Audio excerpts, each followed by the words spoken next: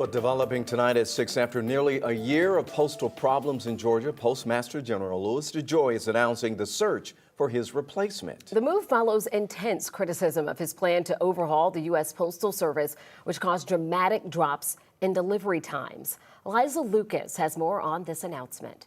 Postmaster General Louis DeJoy says in 2020, he inherited a postal service in disarray. You are responsible for the fall of the Postal Service and the lack of accountability. Congress is responsible for the fall of the Postal so it's Service. Congress. I am trying to fix on your the Postal watch. Service. His 10-year Delivering for America plan looked to reverse 2 decades of financial losses. But here in Georgia, it delivered frustration. Are mail and packages being delivered on time in Georgia today? No, sir.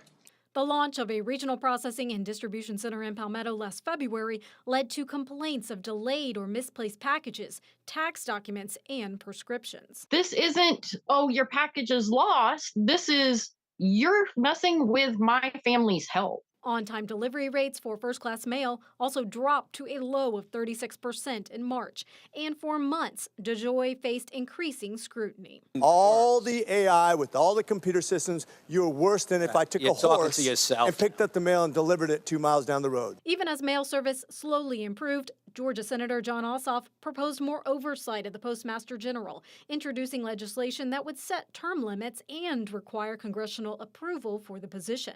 Nearly a year later, on-time delivery for first-class mail in Georgia sits at just 68%, much lower than the goal of 93%.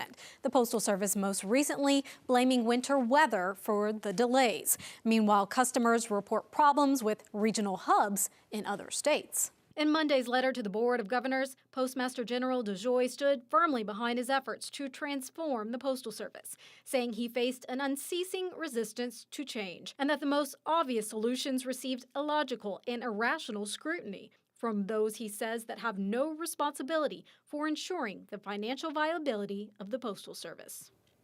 Postmaster DeJoy did not give a timeline for when he will step down, but says he plans to be as helpful as possible in facilitating the transition.